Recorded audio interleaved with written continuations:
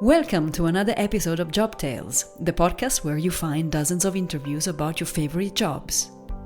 Today is about the profession of a marketer. Stefan Lendi tells us about his experience in marketing, namely what it means to be a marketer, what it takes to become a marketing specialist, how marketing is a fast-evolving sector, and what opportunities the digital world presents to young people like you. Enjoy! Stefan Lendi, thank you for being with me at the podcast episode of Job Tales. I'm very happy because we have actually shared a few years together in a previous life at a company, and that's how we know each other. Now, I would like you to introduce yourself and tell me what you do in a nutshell, and then we can take it from there. Yeah, thank you, Laura. Thanks for having me, by the way. So Pleasure. basically, what do I do? Well, I'm a marketer, so I have quite a large experience of marketing. And today I'm advising small and medium businesses, SMA, on marketing and strategy topics. I have also some cash flow businesses that I run. And I am also working part-time for the state on marketing and governance of public transportation. So, was this a passion of yours since the very beginning of your studies? Yeah, even before, so I would say. So, I started quite early. Marketing was kind of a natural choice. As a child already, when I was around 7 or 8, I was selling stuff with a friend at a local neighborhood party and understand there quickly how to attract people and close them. Later, Okay. I also honed my marketing skills on my little sister, selling her toys I didn't play with anymore, giving her actually a deadline before the price would increase, and that worked pretty well until she couldn't afford it anymore. Well, she has forgiven me since then. But during my studies, actually, I built a web portal, the first of its kind, called Net Actuel. It was about Western Switzerland tech scene, and I sold it to a media group after I graduated in 2001. So that was more than 20 years ago. Wow. Then at this point, I wanted to experience multiple product categories, business models, and distribution channels.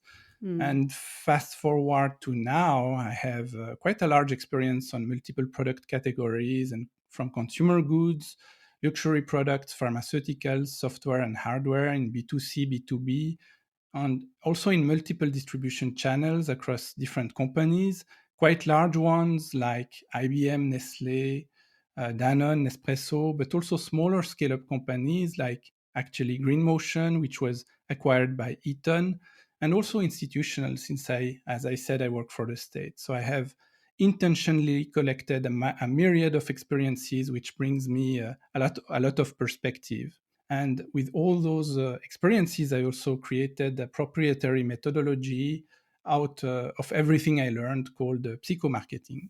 So, what is psychomarketing to you? So pre-co-marketing is actually a methodology because with all the experiences I've got, I've seen a lot of things, and actually in companies, things that were working well, but also learned a lot through things that weren't working well. And usually, you start in marketing by looking at your customer and trying to understand his needs and pain point and so on. And I figured that the first step, though, is to do an introspection yourself and understand what what are your cognitive bias, your Mm. limits. And then once you are clear about yourself, then you can dig deep into the customer persona without having the cognitive bias that are hindering you in considering that customer. So that's the first step. And then afterwards, there is a 7-step process to, I would say, go from a prospect to recurring client, which is what we call an ambassador. But it's Mm. very intentional. And so I help people, companies using that methodology, applying it, and sometimes tweaking it until it delivers value to them. Wonderful. Yeah, I like this. Getting to know yourself and what are your biases and cognitive in order to understand more how you can help a customer and eventually sell more.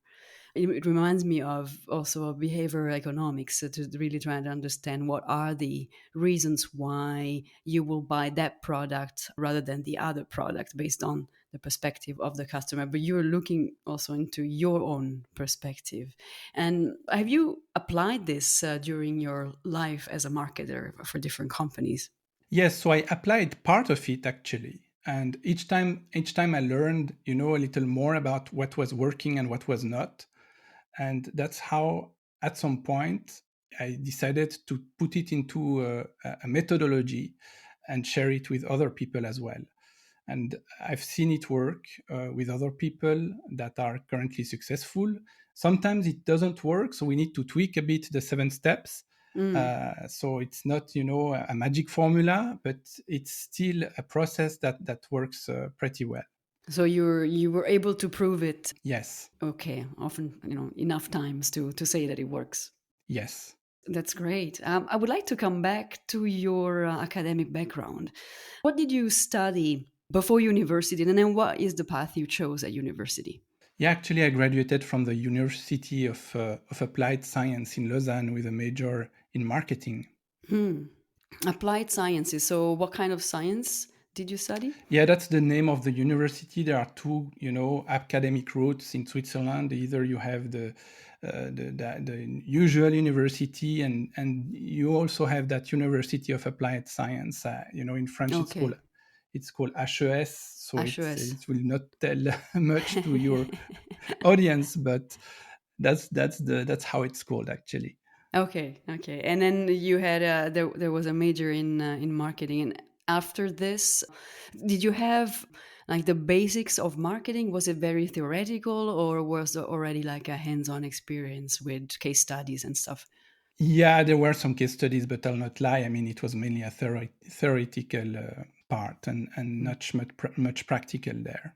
Mm, okay, so that's when you got out of university, and then did you continue your studies or did you work first? No, actually, I started even earlier with an apprenticeship, which I did at IBM. Mm. But after my studies, I had kind of I would say double background because I was quite good at building websites, and at the time it was an asset. So I built actually the website of the university I was in.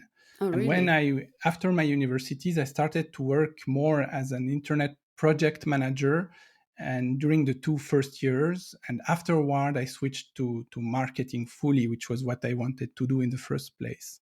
Oh, so you were literally a programmer for Yeah, website. not really. If you can call HTML programming, but I Okay. don't think it's really the case. Okay, well, wonderful though. And so you had your apprenticeship, and when did you decide to go to Harvard? Yeah, so in fact, well, first I think marketing is really evolving fast, and you need to learn all the time. So at some point, I thought that it would be good to have a more strategic view of marketing, and I was looking for a course to do that.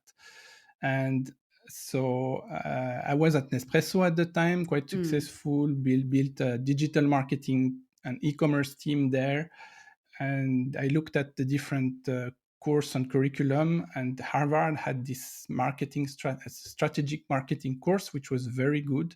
I went there in Boston, spent few weeks with some amazing people as well from other companies, and that was quite an experience actually. And you were saying, rightfully so, marketing evolves fast, and I mean, to my experience, it's probably one of the industries where you really need to be up to speed at a monthly or even weekly level. How does the digital world, over your 20 plus years of experience, has really influenced and changed the marketing world? That's a very good question. As time go by, I think that marketing is more and more intertwined with tech. And as you said, it evolves really fast. We need to understand both actually, marketing and tech, and also undig new opportunities. So for example, yeah, there are a lot of things that happens now. You can do a lot of things with extended reality, virtual reality, augmented reality, which will play a major role in the future. Then there is all this kind of buzz currently around artificial intelligence, where we see a paradigm shift happening again. But at the same time, at core, I mean, the marketing basics still apply. And I think that's where people sometimes are fooling themselves into gizmos and the next new buzz. Hmm. But I think that you still need to understand your customer deeply. You still need to market to hearts and brains, and don't get tricked with each new gizmos and stuff. The basic are still there. Now, it's true that in B2B, for example, procurement teams which are currently handling RFI, requests for information, Mm-hmm. RFQs and things, might be replaced with AI. And it means that you will need to learn how to market to AI, which are trained to select suppliers. However, at the end of the line, still today, there is still a human being making a decision. Mm-hmm. Until maybe sometimes we'll see AI marketing processes selling to other AI procurement teams. But that sounds a bit creepy, doesn't it? Today it still does, yes. You were talking about the marketing basics, right? So understanding your customer, could you tell, to maybe some junior marketers that are listening, what are the basics to you? Well, what are the basics?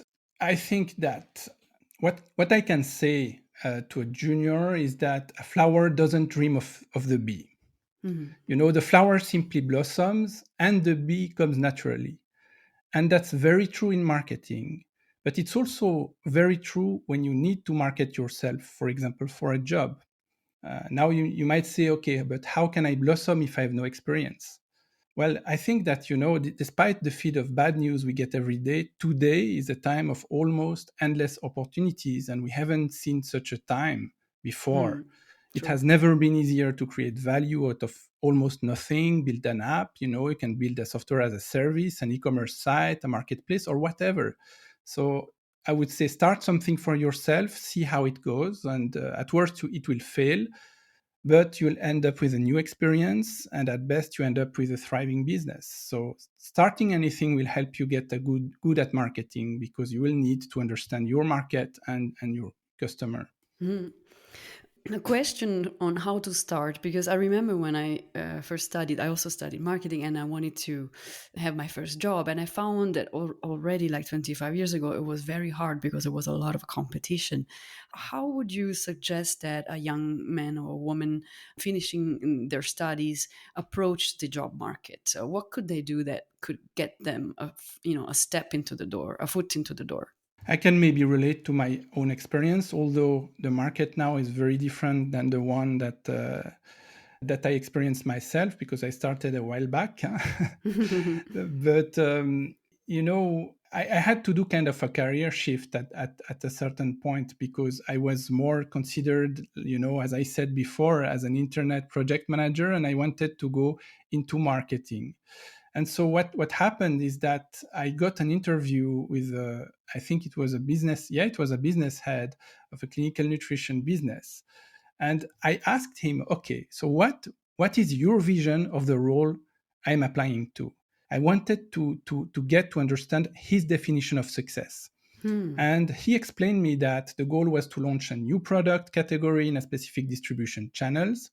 And then what I did is that I showed him how we could together enlarge his vision, launch in multiple retail stores, convince more healthcare professionals, and enlarge the customer base, and even create a recurring business model.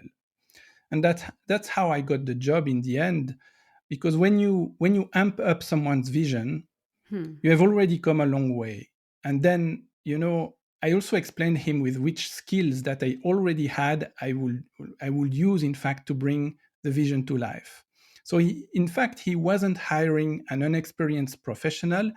He was buying into a common vision we have built together during the interview. And that's how my marketing career got started. Excellent. And, there's always soft skills and hard skills related to a job. Sometimes the soft skills become even more important than the hard ones. What would you say are the main soft skills and the main hard skills that you need to have to become a marketer? So What makes marketing interesting, I think, is that it's a mix of many things and it keeps evolving. You need to have that ability to learn fast. You need to be very curious as well. And you need to have that deep empathy and understanding of human behavior.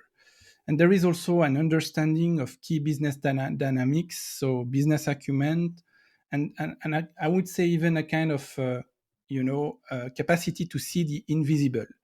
By that I mean everywhere someone sees an issue, you should be able to see a business opportunity, and you Hmm. can be trained on that, by the way. And that's the key prerequisite for me. I see, but I think there is no clear path to marketing. I mean, too many people are looking for footprints to walk into.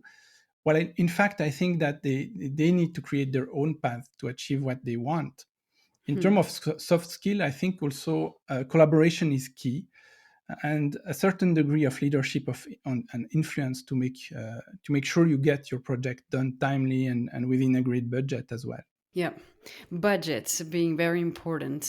So is it also one of the skills that you need to have? Look, having a sense also of money and a budget for your marketing marketing budget, like we call it.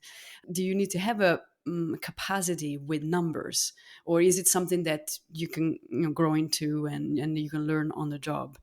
Well, I think that it's part of the business acumen I was talking before about. But yeah, of course. But I would think in profits rather than in costs. Or budget is something you need to know how to build, and you can learn that. But then it's all about trying to create a sustainable, profitable business model in the Mm. end. So knowing how to make a budget is fine, but afterward you need to understand and know how to reach the budget target you have set for yourself. Hmm. And Yeah, that's the sure. most more I would say the more difficult part of the process. Yeah, for sure. There's also a lot of internal negotiations and politics that come into play. Also, the bigger the company becomes, the more, let's say, internal politics have to be dealt with. Did you have experience with this, and what is your take on this? Yeah, if you speak about, there are always some good things on, things that we enjoy in what we do, and things that we less enjoy. And I can speak forever about marketing. I love what I do, Yeah. because it's evolving, and I love to build brand products and value propositions, build teams, business models, and work with people way smarter than I am actually. But it's true that I don't really like that part, to be honest.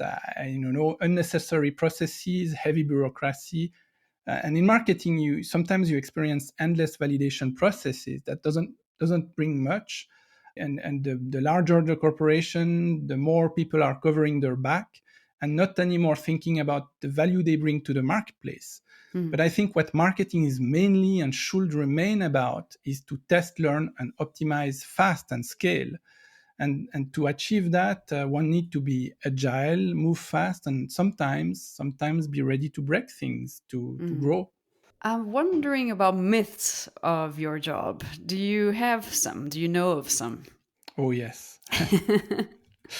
I think that we marketing is a topic where there are a lot of myths actually.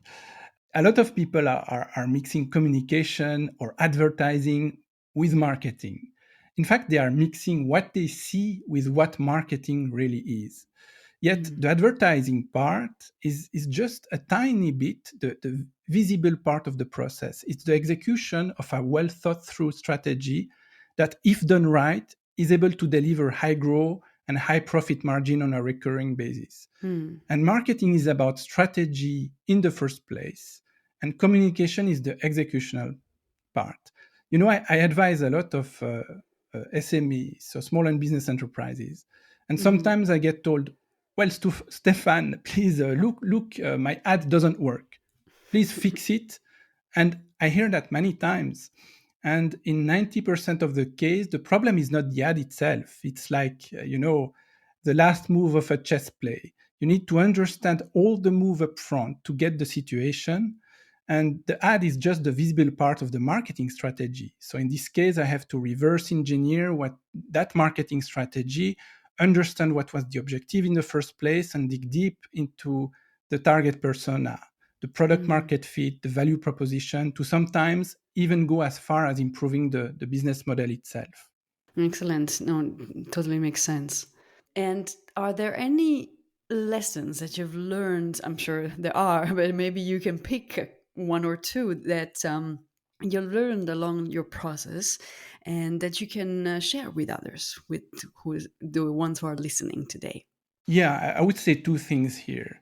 One thing I wish I knew when I started is that if you want people to follow you, make them part of the process. Let them build with you, because people will often reject what they are imposed to, but they will defend what they took part in. They will protect what they create. And when I mean create, it can be, simply a solution to solve a problem together or a new idea. The second thing is, don't be average, because average is commodity now. Be the best you can be in whatever you do, because excellence is the new normal now and tomorrow's average. So you need to stay at the top of your game at whatever you do. And in marketing today, we were talking about AI before, but an average copywriter can be easily replaced by artificial intelligence today. And if I need graphic design, I can easily use DALL-E or Midjourney to create one. But a great copywriter and a great graphic designer will not be replaced so easily. So you need to be excellent. So we kind of have a double challenge. You have to be the best or excel among humans, and also versus machines, because the machines are becoming very creative as well, like through AI and machine learning and all this. Do you see a threat in this for the humankind, let's say, or also for on a marketer's professional, the machine versus the man, or is it always going to be man over machine? I don't have a crystal ball. I wish I had. But I would say one need to find a way, again, not to label that as a threat or as, I would say, an issue, but look into the opportunities that it brings. It brings a lot of opportunities, and there are actually, you can take any like ChatGPT API and build amazing things with it. So there are a lot of opportunities from this new paradigm. And indeed, if you look at the threat, it means you're probably not as good, and you need to shift gears and find a way to you need to find another way, in fact, to differentiate yourself on the market. But sure enough, I mean, a lot of there will be changes, and with changes, there, it's a process, also a mindset process when there is changes happening. But with those changes, again, I think that some people will need to reinvent themselves somehow. And I mean, it's the path of everyone to find a way to reinvent yourself, because some jobs will disappear for sure, but there will be so many new jobs that will probably appear from that. Yeah, for sure. What's next for you, Stefan? Well, I'm working on some great stuff, but to be honest, I'm not really talking about things until they are done. So you need to wait to see. Okay, so maybe we'll do a next interview, maybe 1 or 2 years from now, when Why you'll be not? able to Why not? to tell Gladly. us more. And because it's very interesting, and your experience is very precious for me and for all the listeners. And I want to thank you very much for your insights, your experience, and your advice. And if you have anything else you would like to share, feel free. Otherwise, I'll see you in a couple of years. Thank you, Laura, for having me. There are quite a few elements I take from this interview with Stefan. As a marketer, you take issues and turn them into opportunities. Through psychomarketing, Stefan shows a way to go past your own cognitive bias and see your customers and their needs. Excellence is the new normal, so be excellent in what you do. And lastly, today is a time of endless opportunities and you can blossom like a flower. And like Stefan says, the bee will come naturally.